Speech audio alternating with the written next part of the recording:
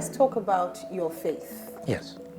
Even if your parents had shown you the way from their reliance on God, you had your personal encounter at some point in time. Yes, I did. Tell us about the encounter. Well, first of all, when you grow up knowing God through the example of parents, that helps. But then, eventually, when I was leaving for college at the age of 18, my father gave me a Bible. And he said to me, that's all I'm going to give you. That's all he gave you? Yes. Well, he had paid my fees, don't forget. But that's all I'm going to give you because, and he said to me, because there is no situation you're going to get into, no problem you're going to have to solve, no hardship that will come to you for which there is not guidance in this book. But in order to find that guidance, you have to read the Bible and you have to study it. He emphasized that. Don't just read it as a book, study it and let it relate to you. Now, at the age of 18, I was a teenager, and I thought I knew a lot. But I had a very huge respect for my father. So when he called me into this solemn discussion and told me these things, I took note. And what I've discovered in all the time since then is that he was right. There's no decision I want to take which, if I feel not up to it or something, for which I cannot find help in the Bible. So that's, that has been the way it has happened.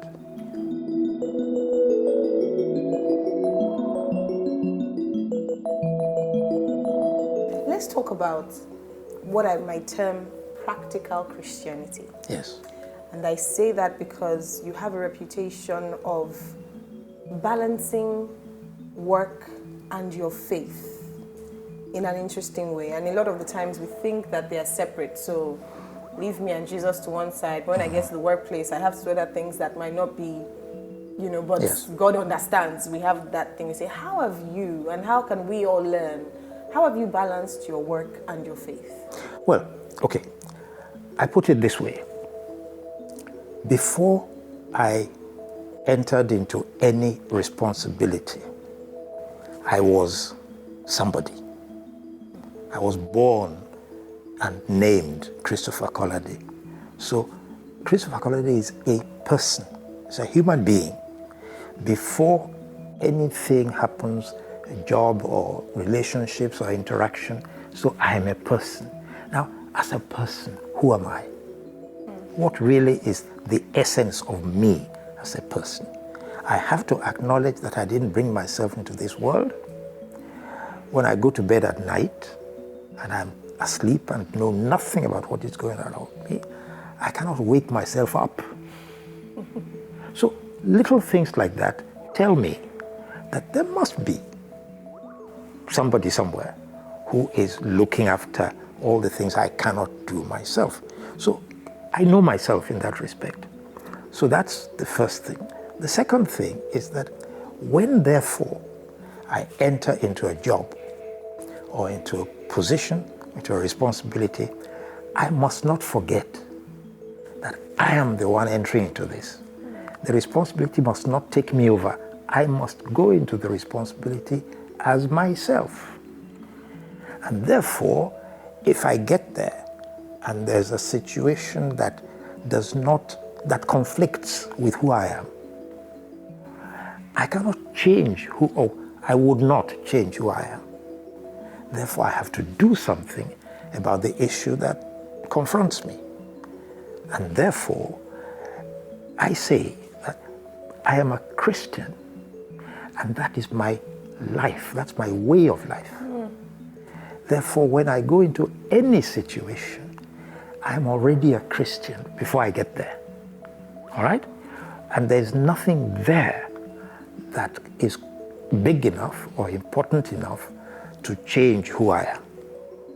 Therefore, my responsibility must be to manage whatever I encounter, always remaining who I am. Yeah. So for me, it's a very, it may not be a simple argument, but for me it's a direct argument. If I allow the situation that I get into to change me, then at the end of the day, who am I? Thank you for sharing that, Sai. I think I saw a quote that you talked about that, and you said something about don't allow the situation change you. You are the one that is meant to change. Absolutely. You see, situations arise because of certain circumstances that have happened. So you get into a situation, and if you find that that situation is not good, however you define good, now, if you allow yourself to be sucked into what the situation requires, then you now have a problem, because you have to ask yourself, so who have I become? But if you see the situation is not good and yet you need to get beyond that situation to something that needs to be achieved, by the time you get there to that outcome, you must still be yourself. The situation must have changed.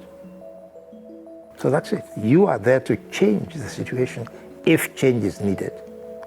Don't let the situation change you. Thank you. Don't let the situation change you.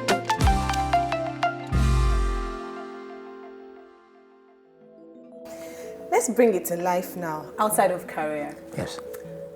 You've gone through some challenges in life. You've True. gone through pain. You've gone through loss. Yes. All of this as a devoted person having a relationship with God. And I say this because many times, especially as Christians, we feel like everything should go nice and dandy. Mm-hmm. And then when it doesn't, your faith is shaking because you're wondering, oh God, how could this have happened? Yes. How have you, 85 years on the earth, even those that have spent 10 years, understand that life comes with its vicissitudes. Yes. How have you gone through the pain and hurts and loss of life, and you're still standing strong, loving God? Well, let me share an experience with you. After one of these losses that I've had, I was really shattered. And I did what I usually do when I'm low. I went to the Lord and I said, see, this is too huge for me. And you see, when I say to people, let me say something. When I say to people that the Lord said something to me, they wonder.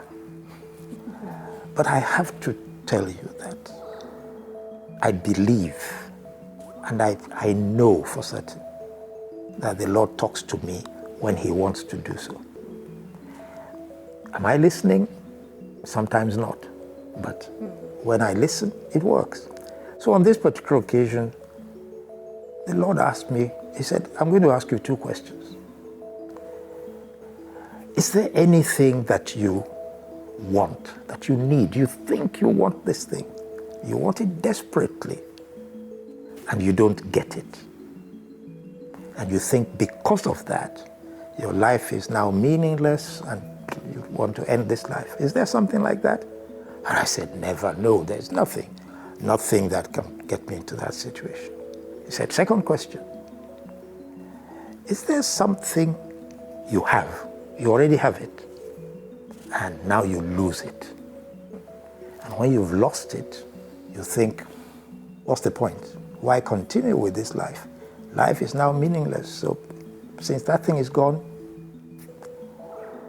and I said, no, I can't think of anything like that. No, there's nothing like that. And the Lord said, wrong on both counts. I thought, why? And the Lord said to me, no, there is the right answer. It's Jesus Christ. If you think you want Jesus Christ in your life, with all that He has to offer to influence you, and He doesn't come, that life is meaningless. But if you already have Jesus Christ in your life, and you lose him, then you've lost everything. And you know, well, for me, this was a real experience. And it happened at a time when I was very low. And therefore, I know, no one has to tell me or argue it with me. I know that this was the Lord speaking to me and trying to encourage me, trying to make me see the reality that in everything, you may think you have it. If you lose it, the only person that can compensate you for it is Jesus Christ. So why don't you just leave yourself in his hands? The other thing, incidentally, that the Lord has told me is that, you know, when people see me and they say, oh, you know, you've been Director General, you've been Chairman, you've been this and that. Wow. And I say, and these days, some people actually introduce me in public as His Excellency, the ambassador. And I say, listen, ambassadors are here for a season. You go, you represent your company, your country somewhere, then they call you back home, and that's the end of it. I'm not an ambassador now. And they say, no, once an ambassador, always an ambassador. And you know, what the Lord has said to me about that is that, you know, all these titles, Director General, Chairman, High Commissioner, all those titles were actually given to me by human beings. President or somebody, human beings gave me those titles. You know something? Human beings themselves are going to expire. So whatever they give me is going to expire. The only thing that will not expire is what God gives me. And God said in the Gospel of John, chapter 1, that if I've accepted Jesus Christ, if I've accepted Jesus Christ for who he is, then I've been given the power, the right to be called the child of God. That's the only title that is going to follow me into eternity. Thank you for sharing. That's a change in perspective. And if we all could see life that way, I think we would all live differently. But is there any other way to see life? There's no other way, but there are many ways in which we see life. I know, but common sense dictates that you accept what you have today as what God has allowed you to get. And if it changes tomorrow, God is still God.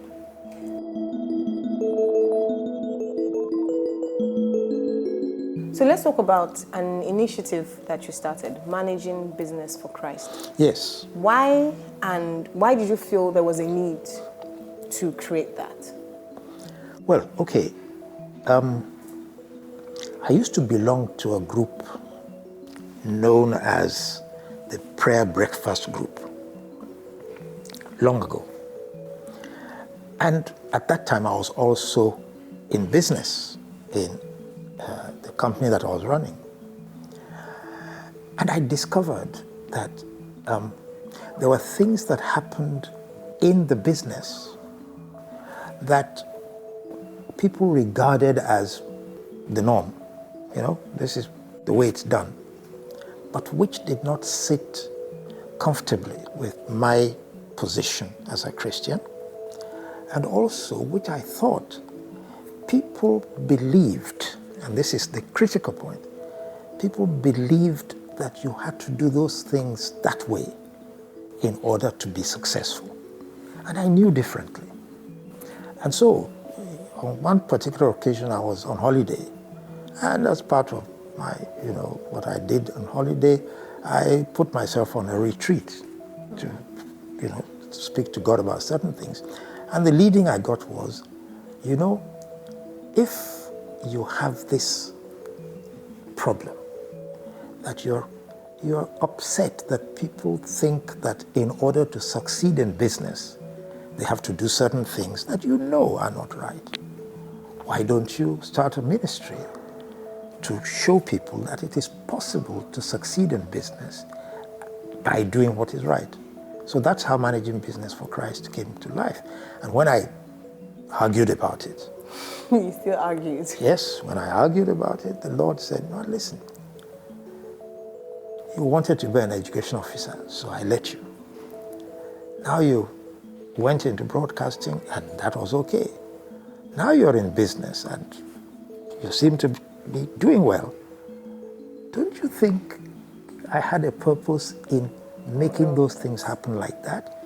It's so that you can share with people from your experience, not from books that give you the theory, not from articles that you read, but from what you've done.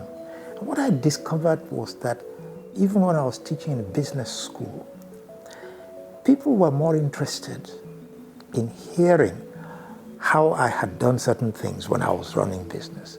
So I knew that this worked. And praying about it, the Lord gave me this ministry and gave me the title for it, Managing Business for Christ. Because in fact, the funny thing about it was then when I started the ministry and it was working and so on, and then I went to the UK as High Commissioner, I tried to get some financial support for the ministry. And I went to someone who is actually in the House of Lords, but runs businesses too. And I said, how about, you give us some money to spread this ministry? And he said, well, in these days, when you say something for Christ, people, there are many people who do business with you, but don't want to hear about Christ. So if you change the title of your ministry, just so that they know this is managing business, with integrity or something like that. And I said to him, I'm sorry, I was given the title. I was not given the authority to change it. So it has to be Managing Business for Christ. And what the Lord has told me since then is that any business you do in the world, you must be doing for Christ. Otherwise, it's not a business that is going to enjoy the blessings of Almighty God. So that's how it came to be. And since then, we've done work with, and it's mainly small and medium companies. We don't go to the big companies that already have all the facilities for, taking care of themselves. But if you remember this, that the bulk of employment in this nation is in the hands of the informal sector. Yes. So that's where the need is, and that's where the ministry is aimed at. Oh, wow. And when I was asked to go to London as High Commissioner, I thought maybe the devil was trying to separate me from the ministry. But you know what happened? What happened? We now have thriving branches of Managing Business for Christ, not only in the UK, but also in the US. Wow. Amazing. As a result of, in fact, there were people who experienced Managing Business for Christ here. The way it started in Canada was somebody who experienced it in Ibadan, went to Canada and said, we must start it here. So the Lord knows what He's doing.